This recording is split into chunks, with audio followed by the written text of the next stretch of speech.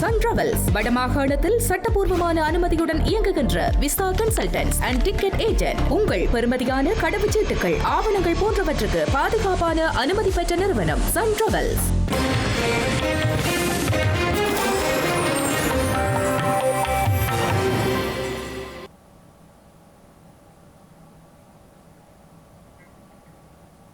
வணக்கம். இது ஐபிசி தமிழின் பிரதான செய்திகள். முதலில் தலைப்புச் செய்திகள். யாழ் மாவட்டத்தில் 2 மடங்காக அதிகரித்த போதைப் பொருள். கடந்த ஆண்டு 7000 பேர் கைது. எரிபொருள் மாஃபியாக்களிடம் சிக்கியுள்ள அரசு. மின் கட்டணத்தை குறைக்குமாறு சஜித் கோரிக்கை. இலங்கையில் சிறந்த சமூகத்தை உருவாக்குவதே ஜனாதிபதியின் நோக்கம் என்கிறார் அமைச்சர் உபாலி பன்னிலகே.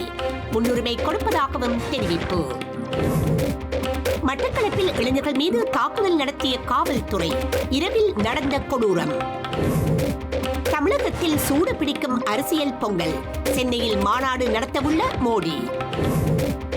ஈரான் வன்முறைகளினால் தொடரும் பதற்றம். கட்டார் விமானப்படை தளத்திலிருந்து அவசியமற்ற பணியாளர்களை மீளெடுக்கும் அமெரிக்கா மற்றும் பிரித்தானியா. இனி விரிவான செய்திகள். இலங்கையின் வடக்கு கிழக்கு உள்ளிட்ட நாட்டின் பல பகுதிகளிலும் தைப்பொங்கல் பண்டிகை மிக சிறப்பாக கொண்டாடப்பட்டு வருகின்றது. வீடுகளிலும் கோயில்களிலும் பொங்கல் பொங்கி விசேட வழிபாடுகள் இடம்பெற்றுள்ளன. தைப்பொங்கலை முன்னிட்டு யாழ்ப்பாணத்தில் உள்ள இந்து கோயில்கள் மற்றும் கிறிஸ்தவ தேவாலயங்களில் பொங்கல் பொங்கி வழிபாடு இடம்பெற்றுள்ளது. அத்துடன் வர்த்தக நிலையங்கள் மற்றும் வீடுகளிலும் மக்கள் பொங்கல் பொங்கியுள்ளனர். யாழ்ப்பாணம் வடமராட்சி ஸ்ரீ வள்ளிபுர ஆழ்வார் ஆலயத்தில் பொங்கல் சிறப்பு பூசைகள் இடம்பெற்றன. காலை 5 மணிக்கு ஆரம்பமாகிய வசந்த மண்டப பூசைகளை தொடர்ந்து வள்ளிபுர ஆழ்வார் உள்வீதி உலா வந்து பக்தர்களுக்கு ஆசி வழங்கினார். கிளிநொச்சி பரந்தன் நகரில் உள்ள அந்தோணியார் ஆலயத்தில் தைப்பொங்கல் நிகழ்வும் விசேட வழிபாடும் இன்று இடம்பெற்றன. கிளிநொச்சி பரந்தன் முல்லை வீதியில் அமைந்துள்ள அந்தோணியார் ஆலயத்தில் தைப்பொங்கல் இன்றைய தினம் சிறப்பாக கொண்டாடியதோடு விசேட வழிபாடும் இடம்பெற்றுள்ளது. மன்னாரில் பொங்கல் நிகழ்வுகள் அமைதியான முறையில் இடம்பெற்றுள்ளன. மக்கள் வீடுகளிலும் வர்த்தக நிலையங்கள் மற்றும் தனியார் நிறுவனங்களிலும் இன்று காலை பொங்கல் பொங்கி சூரியனுக்கு நன்றி செலுத்தியுள்ளனர். மேலும் இந்து மற்றும் கத்தோலிக்க ஆலயங்களில் பொங்கல் நிகழ்வுகள் இடம்பெற்றன. மன்னார் மாவட்டத்தில் மக்கள் அமைதியான முறையில் பொங்கல் பண்டிகையை கொண்டாடியுள்ளமை குறிப்பிடத்தக்கது. மட்டக்களப்பு மாவட்டம் குருக்கள்மடம் ஸ்ரீ கிருஷ்ணன் ஆலயத்தில் உழவர் திருநாளாம் தைப்பொங்கல் தின விசேட பூஜை வழிபாடுகள் இன்று நூற்றுக்கணக்கான பக்தர்கள் புடைசூழ வெகு விமர்சையாக நடைபெற்றது. ஆலயத்தில் கிருஷ்ண பெருமானுக்கு அதிகாலை விசேட அபிஷேக ஆராதனைகள் நடைபெற்றதை தொடர்ந்து விசேட பூஜை வழிபாடுகள் நடைபெற்றன. மட்டக்களப்பு மாவட்டம் செட்டிப்பாளையம் அருள்மிகு ஸ்ரீ சித்தி விநாயகர் ஆலயத்தில் உழவர் திருநாளாம் தைப்பொங்கல் தின விசேட பூஜை வழிபாடுகள் இன்று நடைபெற்றன. தைப்பொங்கல் மூதூர் பிரதேசத்தில் உள்ள தமிழர் வீடுகளில் இன்று வியாழக்கிழமை மிக சிறப்பாக கொண்டாடப்பட்டது. கோலங்கள் இட்டு புது பானைகளில் பொங்கல் வைத்து பூஜைகள் செய்து குடும்பங்களோடு மகிழ்ச்சியாக பொங்கலை கொண்டாடினர். திருகோணமலை மல்லிகைத்தீவு ஸ்ரீ மங்கேஸ்வரர் ஆலயத்தில் தைப்பொங்கல் பூஜை வழிபாடுகள் இன்று காலை மிகச் சிறப்பாக இடம்பெற்றன. அதேவேளை திருகோணமலை மாவட்டத்தில் உள்ள சகல இந்து ஆலயங்களிலும் தைப்பொங்கல் பூசை வழிபாடுகள் இடம்பெற்றிருந்தமை குறிப்பிடத்தக்கது. இதேவேளை இலங்கை தமிழரசு கட்சியின் தைப்பொங்கல் முன்னாள் வடமாகாண சபை உறுப்பினர் சந்திரலிங்கம் சுகீர்தன் தலைமையில் இன்று காலை 9:30 மணியளவில் வடமராட்சி மடத்தடி அலுவலகத்தில் இடம்பெற்றது. அதில் இலங்கை தமிழரசு கட்சியின் பதில் பொதுச் செயலாளர் எம். சுமந்திரன் பிரதம விருந்தினராக கலந்து கொண்டதுடன் கட்சியின் தவிசாளர்கள் உள்ளிட்ட பலரும் கலந்து கொண்டனர்.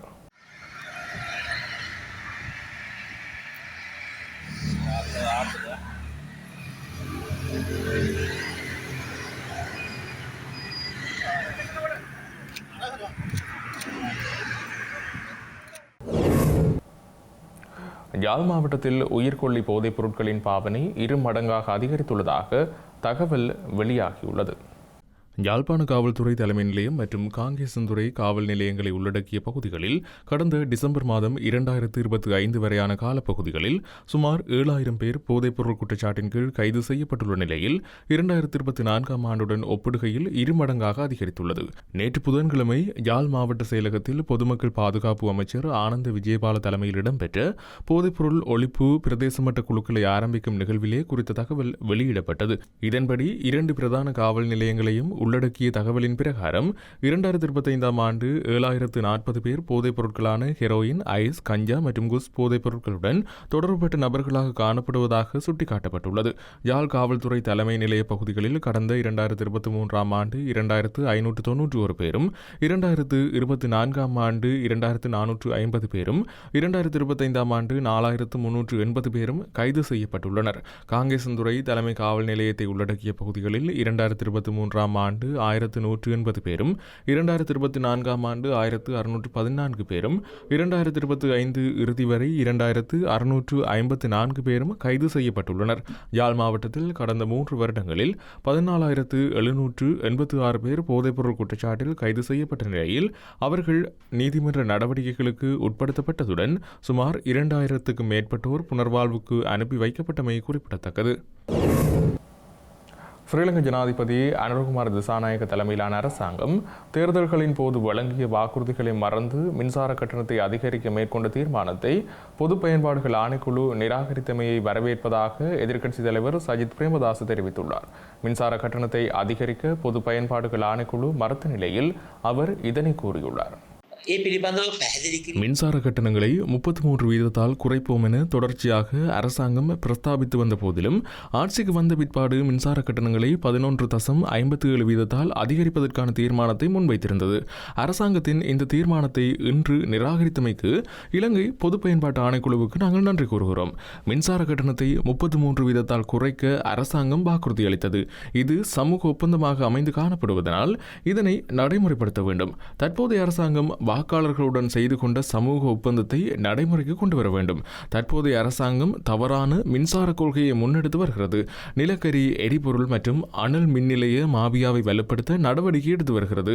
புதுப்பிக்கத்தக்க எரிசக்தியை வலுப்படுத்த நடவடிக்கை எடுப்பதாக கூறிய அரசாங்கம் தற்சமயம் புதுப்பிக்கத்தக்க எரிசக்தியை இல்லாதொழிக்க நடவடிக்கை எடுத்து வருகிறது.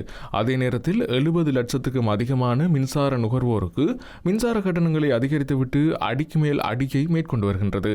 எரிபொருள் மற்றும் அனல் மின் நிலைய மாபியாவின் கைகளில் சிக்கியுள்ள தற்போதைய அரசாங்கம் மின்சார நுகர்வோரின் உரிமைகளை மீறுவதற்கு எம்மால் இடமளிக்க முடியாது. நாடாளுமன்றத்திற்கு உள்ளேயும் வெளியேயும் வீதிகளில் போராட்டங்கள் மூலம் மின்சார நுகர்வோரின் உரிமைகளை பாதுகாக்க ஐக்கிய மக்கள் சக்தி முன்னிலை வகித்து செயற்படும். பொது பயன்பாட்டு ஆணைக்குழு இன்று மக்களின் குரலுக்கு செவிசாய்க்க வேண்டி ஏற்பட்டுள்ளது. இனிமேலும் அரசாங்கம் மின்சார கட்டணங்களை அதிகரிக்க முயற்சிக்க கூடாது. பல தேர்தல்களின் போது வாக்குறுதி அளித்தபடி மின்சார கட்டணத்தை 33% குறைக்க நடவடிக்கை எடுக்க வேண்டும். இலங்கை மக்களை பொருளாதார ரீதியில் வளப்படுத்துவது மாத்திரமன்றி அவர்களின் கல்வி மற்றும் சுகாதார நிலையை மேம்படுத்தி ஒரு சிறந்த மனித சமூகத்தை உருவாக்குவதே சமூக சக்தி தேசிய செயற்திட்டத்தின் பிரதான நோக்கம் என கிராமிய அபிவிருத்தி, சமூக பாதுகாப்பு மற்றும் வலுக்கூட்டுகை அமைச்சர் கலாநிதி உவாலி பன்னிலகே தெரிவித்தார். அலரி மாளிகையில் நடைபெற்ற மேல்மாகாண சமூக அபிவிருத்தி சபைகளின் தலைவர்கள் மற்றும் செயலாளர்களுக்கான விழிப்புணர்வு திட்டத்தில் அவர் இதனை குறிப்பிட்டார். மக்கள் வளமடைதல் என்பது பொருளாதார ரீதியான வளர்ச்சியை மட்டும் குறிக்காது என சமூக சக்தி தேசிய செயற்திட்டம் கருதுகிறது. எமது பிரதான கவனம் மற்றும் நோக்கம் பல்பரிமாண வறுமையை ஒழிப்பதாகும். பல்பரிமாண வறுமை என்பது வாழ்க்கை தரம், கல்வி மற்றும் சுகாதாரம் ஆகிய 3 முக்கிய அம்சங்களை அடிப்படையாக கொண்ட ஒரு அளவுகோலாகும். எனவே வறுமை ஒழிப்பு என்பது பொருளாதார ரீதியில் முன்னேற்றுவது மட்டுமல்ல, சமூக ரீதியாகவும் மக்களை வளப்படுத்துவதாகும். நாட்டை பொருளாதார ரீதியாக உயர்த்துவது போலவே சமூக ரீதியாக மக்களின் சுகாதார நிலை மற்றும் கல்வியையும் மேம்படுத்த வேண்டும். எமது நாட்டின் மனித வளத்தை மேம்படுத்தாமல் நாட்டை முன்னோக்கி கொண்டு செல்ல முடியாது. அதற்கு கல்வி மிகவும் அவசியமானது. அதேபோல நாட்டின் அபிவிருத்திக்கு ஆரோக்கியமான மக்கள் சமூகத்தை உருவாக்க வேண்டும். அதனால் தான் பல்வேறுமான வறுமையை ஒழிப்பது சமூக சக்தி தேசிய செயற்திட்டத்தின் அடிப்படை நோக்கமாக உள்ளது. மட்டக்களப்பு களுவாஞ்சிக்குடி குருக்கள் மடம் பகுதியில் காவல்துறையின் தாக்குதலில் 2 காயமடைந்ததை தொடர்ந்து நேற்றிரவு அந்த பகுதியில் பதட்டம் ஏற்பட்டிருந்தது. மட்டக்களப்பு குருக்கள்மடம் முருகன் ஆலய வீதியில் நேற்று இரவு பயணித்த இளைஞர்கள் மீது போக்குவரத்து காவல்துறையினர் தாக்குதல் நடத்தியதாக தெரிய வருகின்றது. பிரதான வீதியில் வீதி சோதனை நடவடிக்கையில் ஈடுபட்டிருந்த நிலையில் உள்வீதியில் நின்ற போக்குவரத்து காவல்துறையினர் இந்த தாக்குதலை நடத்தியதாக அப்பகுதி தகவல்கள் தெரிவிக்கின்றன. காவல்துறையினர் மோட்டார் சைக்கிளை நிறுத்த முற்பட்ட போது அதனை மீறி சென்றவர்களை தடுக்க முற்பட்ட வேளையிலேயே இந்த சம்பவம் இடம்பெற்றதாக போலீசார் தெரிவித்துள்ளனர். இருப்பினும் அவர்களை தலைக்கவசத்தால் தாக்கியதாகவும் இருவரும் மோட்டார் சைக்கிளில் இருந்து கீழே விழுந்த பின்னரும் தொடர்ந்து தாக்கியதாகவும் அப்பகுதியைச் சேர்ந்த இளைஞர்கள் தெரிவித்தனர். சம்பவத்தில் காயமடைந்த இளைஞர்கள் செட்டிப்பாளையம் வைத்தியசாலைக்கு கொண்டு செல்லப்பட்டனர். இதனையடுத்து மேலதிக காவல்துறையினர் வரவழைக்கப்பட்டதால் அங்கிருந்த இளைஞர்களுக்கும் காவல்துறைக்கும் இடையே வாக்குவாதம் ஏற்பட்டது. சம்பவத்தை அடுத்து குறித்த இளைஞர்கள் பயணித்த மோட்டார் சைக்கிள் காவல்துறையால் எடுத்துச் செல்லப்பட்டதுடன் தாக்குதல் தொடர்பில் பாதிக்கப்பட்ட இளைஞர்களால் களுவாஞ்சிக்குடி காவல் நிலையத்தில் முறைப்பாடும் பதிவு செய்யப்பட்டுள்ளது. டிட்வா புயலை தொடர்ந்து இலங்கையின் வெள்ள நிவாரணம் மற்றும் மீட்பு முயற்சிகளுக்கு ஆதரவாக பிரேசில் அரசாங்கம் 10 உயர்திறன் கொண்ட நீர் சுத்திகரிப்பு அலகுகளை நன்கொடையாக வழங்கியுள்ளது. இலங்கையில் உள்ள பிரேசில் தூதரகத்தின் பதில் பொறுப்பு தூதுவர் மோனிகா மரியா மீரேல்ஸ் நாசரால் ஸ்ரீலங்கா வெளிநாட்டு அலுவல்கள் அமைச்சர் விஜித கேரத்திடம் நீர் சுத்திகரிப்பு அலகுகளை கையளித்துள்ளார். ஒரு நாளைக்கு 10,000 லிட்டர் சுத்திகரிப்பு செய்யும் திறன் கொண்ட இந்த நீர் சுத்திகரிப்பு அலகுகள் தினமும் 7,000 பேருக்கு சுத்தமானதும் பாதுகாப்பானதுமான குடிநீரை வழங்கும் திறன் கொண்டது என கூறப்படுகிறது. உடனடி பேரிடர் நிவாரணம் எனும் எண்ணக்கருவுக்கு அமைய பாடசாலைகள் மற்றும் மருத்துவமனைகள் போன்ற பொது உட்கட்டமைப்புக்கு வழங்கப்பட உள்ளது. பிரேசிலின் உதவி தனது பாராட்டுக்களை தெரிவித்த அமைச்சர் விஜித ஹேரத் இரு நாடுகளின் வலுவான இருதரப்பு கூட்டாண்மை மற்றும் மனிதாபிமான ஒத்துழைப்புகளையும் நினைவு கூர்ந்துள்ளார். தமிழகத்தில் எதிர்வரும் மே மாதத்துக்கிடையில் சட்டப்பேரவை தேர்தல் வரவுள்ள நிலையில் இந்த முறை தைப்பொங்கல் இங்கு அரசியல் பொங்கலாக மாறியிருந்தது. டெல்லியில் நேற்று இந்திய பிரதமர் நரேந்திர மோடியும் சென்னையில் தமிழக முதல்வர் மு.க. ஸ்டாலினும் தத்தமது பொங்கல் விழாக்களை தேர்தல் ஆதரவு நோக்கத்துடன் நடத்தியிருந்தனர். டெல்லி பொங்கல் விழாவில் பங்கேற்ற பிரதமர் மோடி வழமை போலவே தமிழர்களை பெருமைப்படுத்தும் வகையில் உலகின் மிக மிக பழமையான தமிழ் கலாச்சாரம் குறித்து குறிப்பிட்டதுடன் உலகின் மிக பழமை வாய்ந்த மொழியான தமிழ் இந்தியாவில் உள்ளது என்ற பெருமை தமக்குண்டு என கூறியிருந்தார். அதேபோல சென்னை விழாவில் முதல்வர் ஸ்டாலின் மத்திய அரசின் தமிழக விரோத போக்குகளை சொல்லியிருந்தார். இந்த நிலையில் எதிர்பார்ப்புக்குரிய தனது ஜனநாயகன் திரைப்படத்தை பொங்கல் வெளியீட்டுக்கு இழந்த நடிகரும் தாவேகா தலைவருமான விஜய் இன்று தமிழக மக்களுக்கு பொங்கல் மற்றும் தமிழ் புத்தாண்டு வாழ்த்துக்களை தெரிவித்துள்ளார். இந்த பின்னணியில் எதிர்வரும் 23ஆம் தேதி சென்னையில் பிரம்மாண்டமாக தமது தேசிய ஜனநாயக கூட்டணி மாநாட்டை நடத்தவுள்ள மோடி இந்த நிகழ்வை வெறும் அரசியல் நிகழ்வாக மட்டுமல்லாமல் தமது கூட்டணியின் பலத்தை நிரூபிக்கும் மேடையாகவும் அமைக்க திட்டமிட்டுள்ளார். இந்த மாநாட்டில் அதிமுக, பாமக உட்பட்ட கூட்டணி கட்சி தலைவர்கள் பிரதமருடன் ஒரே மேடையில் பங்கேற்க இருப்பதாக குறிப்பிடப்பட்டுள்ளது. ஈரான் மீதான அமெரிக்க தாக்குதல் விரைவில் நடத்தப்படும் என எதிர்பார்க்கப்படும் நிலையில் முன்னோடியாக கட்டாரில் உள்ள அல் உதைத் விமானப்படை தளத்தில் அமெரிக்காவும் பிரித்தானியாவும் அவசர காலத்துக்கு அவசியமற்றவர்கள் என கருதப்படும் பணியாளர்களை அவசரமாக மீளெடுத்து வருகின்றன. ஈரானிய போராட்டங்களில் இதுவரை 2,400க்கும் மேற்பட்ட ஆர்ப்பாட்டக்காரர்கள் கொல்லப்பட்டுள்ளதால் ஈரான் மீது எந்த வேளையும் அதிரடி தாக்குதல் இடம்பெறலாம் என எதிர்பார்க்கப்படுகின்றது. இந்த ஊகத்தை உறுதிப்படுத்துவது போல இன்று உள்ளூர் நேரப்படி அதிகாலை முதல் ஈரான் தனது வான்வெளியை மூடியுள்ளது. இதனால் இன்று காலை முதல் பல விமான நிறுவனங்கள் ஈரானிய வான்பரப்பை பயன்படுத்தாமல் மறு அறிவிப்பு வரும் வரை மாற்று வழியில் பறப்பதாக அறிவித்துள்ளன. அமெரிக்கா ஈரானை தாக்கினால் ஈரான் கடந்த ஆண்டு போல கட்டாரில் உள்ள அல் உதைத் விமானப்படை தளத்தை குறிவைத்து ஏவுகணைகளை ஏவும் என எதிர்பார்த்து அந்த தளத்தில் உள்ள அவசர காலத்திற்கு அவசியமற்ற பணியாளர்கள் அவசரமாக மீளெடுக்கப்படுகின்றனர். மத்திய கிழக்கில் உள்ள அமெரிக்க படை தளங்களில் கட்டாரில் உள்ள அல் உதைத் களமே 10,000 துருப்புக்களுடனான மிகப்பெரிய தளமாக இருப்பது குறிப்பிடத்தக்கது. செய்திகளின் நிறைவாக மீண்டும் தலைப்புச் செய்திகள். யாழ் மாவட்டத்தில் 2 மடங்காக அதிகரித்த போதைப் பொருள். கடந்த ஆண்டு 7,000 பேர் கைது. எரிபொருள் மாஃபியாக்களிடம் சிக்கியுள்ள அரசு. மின் கட்டணத்தை குறைக்குமாறு சஜித் கோரிக்கை. இலங்கையில் சிறந்த சமூகத்தை உருவாக்குவதே ஜனாதிபதியின் நோக்கம் என்கிறார் அமைச்சர் உபாலி பன்னிலகே. முன்னுரிமை கொடுப்பதாகவும் தெரிவிப்பு.